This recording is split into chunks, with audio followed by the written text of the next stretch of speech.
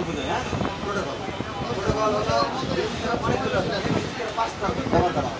প্রথমে যেটা বেশি ব্যবহার করা হয় এটা হলো I2C প্রোটোকল। I2Cতে দুইটা লাইন থাকে, একটা হলো SCL আর একটা হলো SDL। বুঝেছে? তারপরে সবচেয়ে বেশি ব্যবহার করা হয় হলো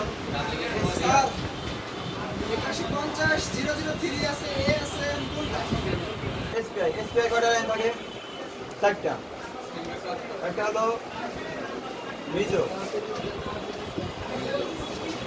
তারপরে হলো মোজি, তারপরে হলো ক্লক, তারপরে কি তারপরে তারপরে সম্পর্কে আপনারা জানেনই CS অথবা সিক্স সিলেক্ট, চারটা লাইন মিজো, মোজি, তারপরে ক্লক, সিএস। তারপরে সবচেয়ে যে প্রোটোকলটা বেশি ব্যবহার করা হয় সেটা হলো RFSI।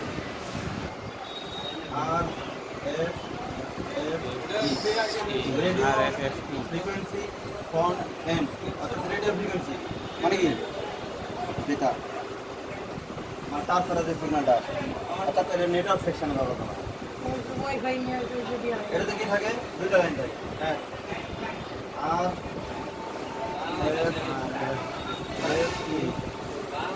ক্লক, দুই নম্বর হলো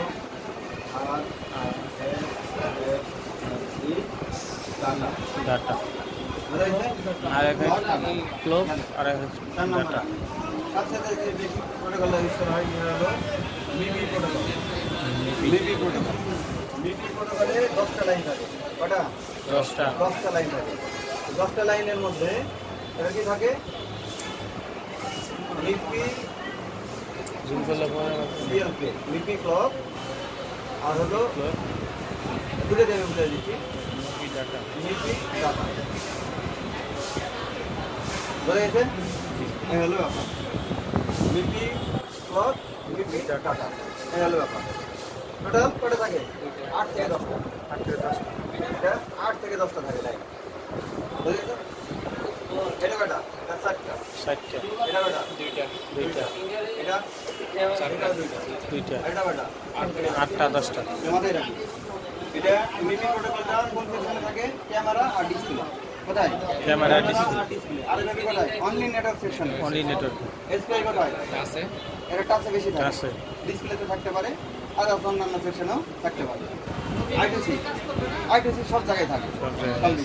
টাচে থাকে, ডিসপ্লেতে থাকে, পাওয়ার ডিসপ্লেতে থাকে, মানে সব জায়গায় থাকে। আর এটা কি নির্দিষ্ট সেকশনে ব্যবহার করা হয়? কোথায় এটা? Network section.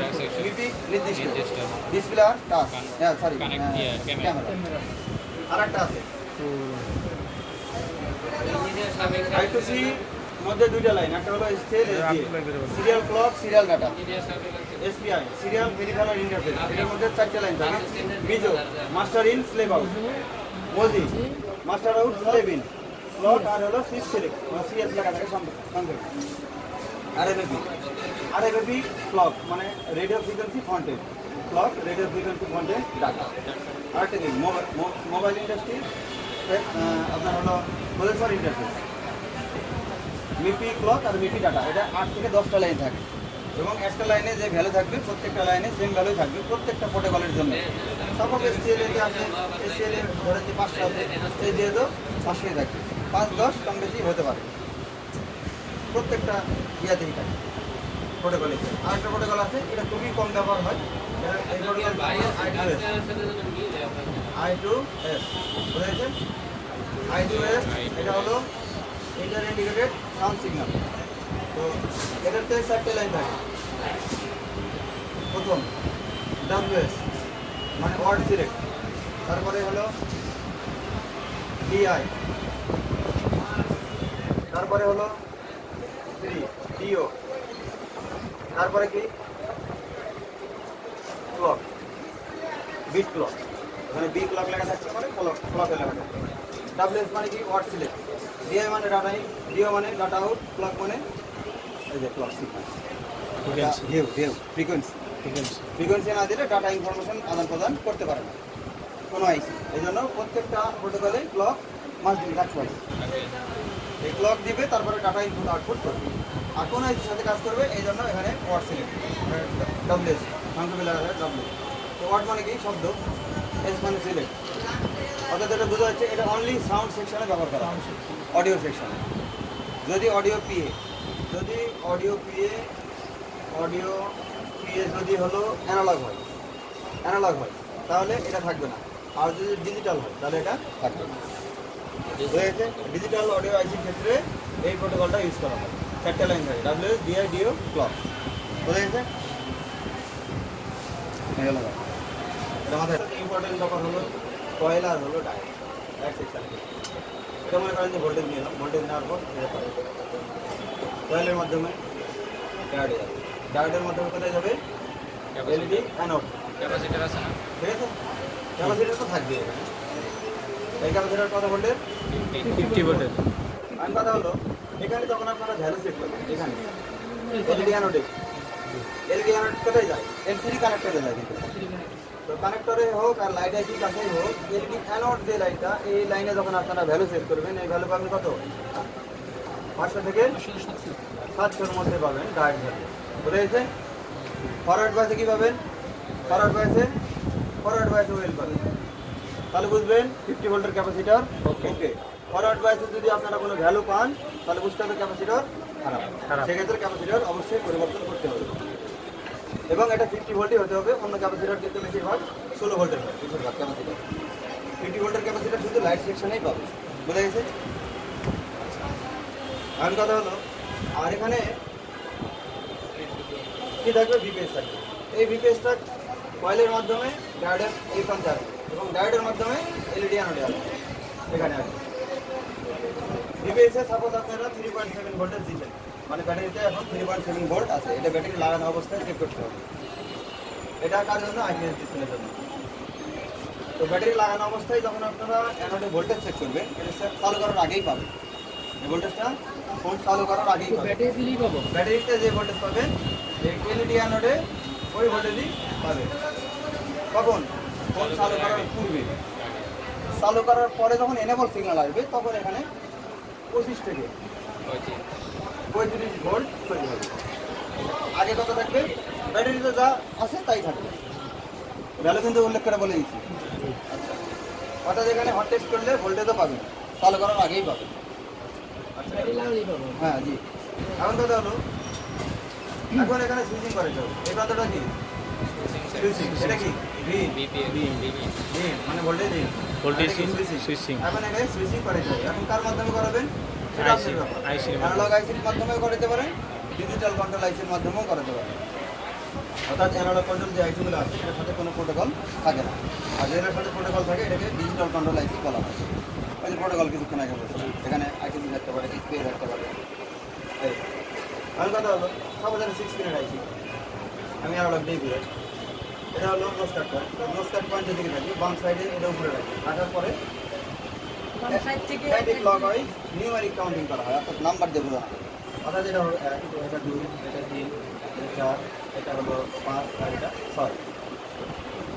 6 নম্বর হলো বি, পিনের নাম দিয়ে দিলাম আমি। 6 নম্বর বি, 5 নম্বর হলো পিডব্লিউএম অর্থাৎ সিএবিসি, 4 নম্বর হলো সুইচিং, 1 নম্বর হলো এলইডি ক্যাথোড, 2 নম্বর হলো এনসি, 3 নম্বর হলো গ্রাউন্ড। বোঝা গেছে? গ্রাউন্ড আমি দিয়ে দিলাম। আইসি রিকোয়ারমেন্ট পূরণ না করলে তার আইসি কাজ করবে না, করবে। এখানে ডায়োড এবং কয়েল আমরা আগেই নিচ্ছি। এখন ভোল্টেজ, এখানে কি ভোল্টেজ দিতে হবে না, ওই কয়েলে যে ভোল্টেজ দেওয়া আছে ওই ভোল্টেজ আমরা এখানে দিয়ে দিলাম। এই লাইনটা আমরা আলাদা করে পার করে নিলাম, এখানে পার করে নিলাম আলাদা করে। সুইচিং প্রান্তের সাথে সুইচিং প্রান্ত লাগাই দিলাম।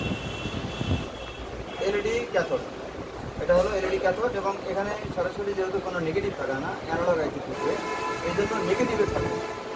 এখানে 5 থেকে 10 ওহমের একটা রেজিস্টার ব্যবহার করা হয়েছে। এ চলে গেল এটা এলইডি ক্যাথোড অর্থাৎ মাইনাস, অ্যানোড অর্থাৎ প্লাস। আচ্ছা, সার্কিট কমপ্লিট। এখন সার্কিট কমপ্লিট, এখানে শুধু এনাবল সিগন্যাল দিতে হবে। এটা হলো এনাবল সিগন্যাল। এনাবল সিগন্যালে কত ভোল্টেজ থাকে, 1.8। এনাবল মানে 1.8 ভোল্ট। তো লাইট আইসির যে পিডব্লিউএম সিগন্যাল, এখানে মিনিমাম আপনার 1.2 থাকতে পারে। এর নিচে আসলে লাইট আসবে না। এর উপরে গেলে কোনো সমস্যা নাই, ব্রাইটনেস কন্ট্রোল হবে না, কিন্তু লাইট আসবে। এই সিগন্যালটা কোথা থেকে যাবে? ডিসপ্লে কানেক্ট করতে। এই সিগন্যালটা যাবে হলো ডিসপ্লে কানেক্ট করতে। বুঝা গেছে? ডিসপ্লেতে যখন গ্রাফিক্স তৈরি হবে তখন ওদের সাথে গ্রাফিক্সের সাথে এই সিগন্যালটাও এখানে উৎপন্ন হবে। অর্থাৎ ডিসপ্লে আমরা যদি খুলে মাপি এখানে, তাহলে এখানে ভ্যালু পাবো না? আর ভ্যালু যেহেতু এই লাইনটা আইসির সাথে সরাসরি কানেক্ট। আবার যদি আইসি খুলে আমরা ভ্যালু পরিমাপ করি তাহলে এই লাইনে ভ্যালু পাবো না। আবার পাবো এলসিডি লাগানো অবস্থায় ভ্যালু পাবো। এলসিডি খোলা অবস্থায় এখানে কোনো ভ্যালু পাবো না। এখন এলসিডি আমরা খুলে এখানে ভ্যালু সেট করবো। এখানে পিডব্লিউএম ভ্যালু কত থাকবে? 300 থেকে 800। ওই 300 থেকে 800 মধ্যে থাকবে। বুঝা গেছে? পিডব্লিউএম অ্যানোডে কত ভ্যালু থাকবে? 500 থেকে 700 কোয়েল থাকবে। ফরওয়ার্ড বাইস অবশ্যই একবার চেক করে নিন। চলো ক্যাথোড লাইনে কত ভ্যালু থাকবে? যদি অ্যানালগ আইসি হয় মাথায় রাখবেন, যদি অ্যানালগ কন্ট্রোল অর্থাৎ 6 পিনের যে লাইট আইসিটা আছে এটা কত ভ্যালু থাকবে? 5 থেকে 10। এটা 10 হলো ডায়োড ভ্যালু। বুঝা গেছে? ক্যাথোড লাইনের ডায়োড ভ্যালু 5 থেকে 10 যদি সেটা অ্যানালগ। আর এনাবলের যে মানে পিডব্লিউএম যে লাইনটা আছে, পিডব্লিউএম এর ভ্যালু কত? 300 থেকে 800। আর ওটা 500 থেকে 700। 500 থেকে 700। এগুলো ফরওয়ার্ড বাইসে চেক করার দরকার নাই। ফরওয়ার্ড বাইসে শুধু অ্যানোড লাইনটা চেক করবেন, অ্যানোড লাইন। যেখানে কোনো লিকেজ আছে কিনা। যদি দেখাচ্ছে যে 2000 এর উপরে দেখাচ্ছে ফরওয়ার্ড বাইসে, তাহলে ঠিক আছে। দেখাচ্ছে যে এখানে 1500 দেখাচ্ছে বা 1000 দেখাচ্ছে বা 700 দেখাচ্ছে বা 500 দেখাচ্ছে অথবা 0 দেখাচ্ছে, তাহলে বুঝতে হবে লাইনটা লিকেজ। এই পর্যন্ত লিকেজ আর এই পর্যন্ত আসলে বুঝে যায় জিনিসটা। এই লাইনটা যখন শর্ট হবে তখন কী হবে? বিশেষ করে যে 50 ভোল্টের ক্যাপাসিটর শর্ট হবে, তো এখানে ভিতরেই কয়েলের মাধ্যমে ডায়োডের মাধ্যমেই তো যাচ্ছে নাকি, সেটা কি হচ্ছে গ্রাউন্ড হয়ে যাচ্ছে। তো লোড করতেছে কার উপর? ডায়োডের উপর আর কয়েলের উপর। তো বেশিরভাগ লাইটের ক্ষেত্রে দেখবে ডায়োড আর কয়েল পুড়ে যায়, সাধারণত ক্যাপাসিটর পুড়ে।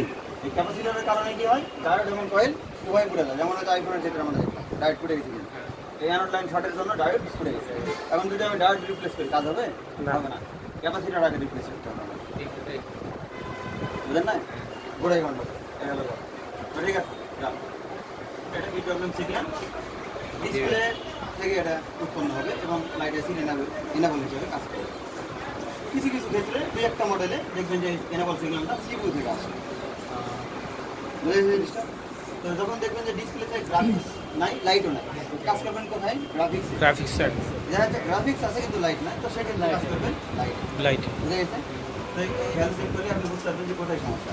যদি এখানে ভ্যালু এবং ভোল্টেজ ঠিক থাকে ডায়োড ওকে, কয়েল ওকে। এখানে যদি পিডব্লিউএম লাইনে আপনারা ভ্যালু ঠিক পান তাহলে বুঝতে পারবেন আইসি পর্যন্ত ওকে। আচ্ছা, ক্যাথোড লাইন কত ভ্যালু পাবেন? 5 থেকে 10। এটা ওকে। তিনটা ভ্যালু যখন চেক করার পরে দেখবেন যে ওকে, ভোল্টেজ ভোল্টেজ দুটাই ওকে, তো কী করবেন? সেটা চালু করবেন। চালু করার পরে দেখবেন যেখানে এই যে ভোল্টেজটা 1.2 থেকে 1.8 এই ভোল্টেজটা এখানে আসে কি। যদি এই ভোল্টেজটা না আসে তাহলে বুঝতে হবে যে দিচ্ছে সে খারাপ। যদি সিপিইউ হয় তাহলে সিপিইউ থেকে খারাপ, যদি ডিসপ্লে হয় তাহলে ডিসপ্লে থেকে খারাপ। বুঝে এই জিনিসটা? অনেক সময় সব ঠিক করার পরেও যদি পিডব্লিউএম না আসে সিগন্যাল তাহলে লাইট এসি এখানে সুইচিং করাবে না, অর্থাৎ ভোল্টেজ তৈরি হবে। এখানে চেক করবে, ডায়াগ্রামে সবই দেখানো হবে। এখানে কত ভোল্টেজ থাকবে ভ্যালু বলেই দিলাম। আগে ভ্যালু চেক করবেন, পরে চালু করার পরে হট টেস্ট করবেন। যদি ভোল্টেজ থাকার পরেও সব ঠিক থাকার পরেও না আসে তাহলে 100% লাইট এসি খারাপ অথবা ডায়োড খারাপ। ডায়োড কীভাবে চেক করবেন? ফরওয়ার্ড বাইসে চেক করবেন। কত ভ্যালু থাকবে ডায়োড? 150 থেকে 250। 150 থেকে 250। এটা হলো ডায়োডের ডায়োড। ফরওয়ার্ড বাইসে, রিভার্স বাইসে কি দেখাবে? ওয়েল। তাহলে বুঝতে হবে ডায়োড। যদি রিভার্সেও দেখায় তো ডায়োড খারাপ। ডায়োডটাকে খুলে চেক দিলে অনেকে পড়ে থাকা অবস্থায় আপনি চেক করতে হবে। দেখেন এই মাথার সাথে কিন্তু কেউ নাই, ভ্যালু থাকার মতো কেউ নাই। ডিসপ্লে লাইটের লাইনে কোনো ভ্যালু পাবেন না। আবার ক্যাপাসিটরে তো ডায়োড ভ্যালু নাই, আছে? এই জন্য এটা ভোল্টেজ থাকা অবস্থায় আপনি চেক করতে পারবেন, সমস্যা নেই। এই ক্যাপাসিটর যদি শর্ট হয়ে যায় কখনো তো ডায়োডের ভ্যালু উভয় পাশেই পাবেন। হয়ে গেল।